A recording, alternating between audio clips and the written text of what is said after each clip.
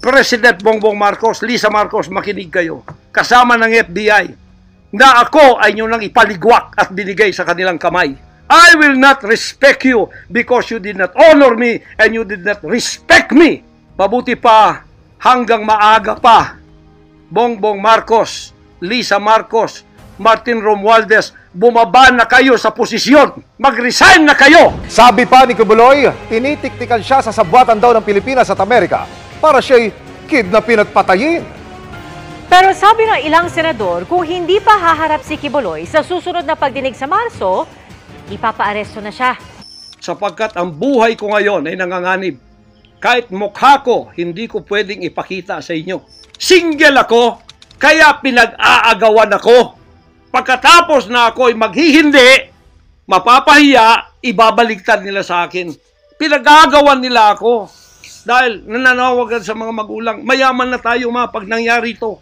Napahiya, ngayon binayaran at ngayon binabaliktad ang lahat ng istorya. May banta raw sa kanyang buhay kaya nagtatago na raw si Kibuloy. May patong na raw kasi sa kanyang ulo bunsod ng arrest warrant sa Amerika para sa 43 kaso ng sex trafficking, fraud, coercion, conspiracy at bulk cash smuggling. Kaya kahit raw nasa Pilipinas, sinesurveillance na raw siya umano ng FBI at CIA ng Amerika. At ang reliable sources dumating sa akin, ang ulo ko po ngayon may patong na $2 million or 100 million pesos. Baka yan ay madagdagan pa kung may maunang makapatay sa akin. Saan man po ako naroroon, nandoon sila nakasurveillance sa akin at naghihintay na lang ng tamang pagkakataon upang ako ay kidnapin o kaya patayin. Hindi po ako magpaparesto sapagkat ako po ay siguradong papatayin. Kasi rendition na ang kanila, hindi na po extradition. Anya, may sabwatan na raw ang gobyerno ng Pilipinas at Amerika laban sa kanya. President Bongbong Marcos, Lisa Marcos, makinig kayo.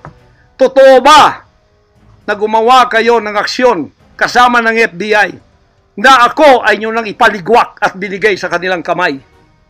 Kung ganyan ang ginawa ninyo, I will not honor you. I will not respect you because you did not honor me and you did not respect me. You are no longer worthy to be our trusted leader. Mabuti pa hanggang maaga pa, Bongbong Marcos, Lisa Marcos, Martin Romualdez, bumaba na kayo sa posisyon. Mag-resign na kayo! Gate pa ni Kibuloy, ang lahat daw ng ito ay dahil sa koneksyon niya kay dating Pangulong Rodrigo Duterte at kanyang pamilya. Ako po ay sinasaktan sa lahat ng paraan ng mga false accusation, false allegations na ayaw naman nilang pumunta sa korte. At pagkatapos, ayaw din nilang paharap itong mga false accusers na pinaggagawa nila to destroy my reputation para idamay sila Duterte family doon sa kapupuntahan ng mga investigasyong walang kakwenta-kwenta. Sinusubukan pa namin kunin ang panig ni na Pangulong Marcos at ng First Lady. Sabi naman ni Speaker Romualdez, wala raw basihan ang alegasyong nakipagsabwatan sila sa mga banyaga at paraan lang daw ito para malihis ang atensyon sa mga seryosong usaping legal. Pinayuhan niya si Kibuloy na harapin ang mga ito sa tama at legal na paraan at respetuhin ang mga legal na proseso. Sabi naman ni Senator Risa Ontiveros na chairman ng Senate Committee on Women and Children na nag-iimbestiga kay Kibuloy, harapin na lamang nito sa Senado mga alegasyon laban sa kanya. Huwag pong pa-victim. Ang hinihingi lang sa inyo ay humarap sa mga legal na proseso, kasama ang proseso ng Senate investigation. Our next hearing is on March 5, and if Mr. Kibuloy does not show up, I will cite him in contempt and have him arrested. Sa mensahe ng FBI sa GMA Integrated News, itinanggi nilang may reward para sa pagkakahuli kay Kibuloy, pero may active warrant pa rin para sa kanyang pagkakaaresto.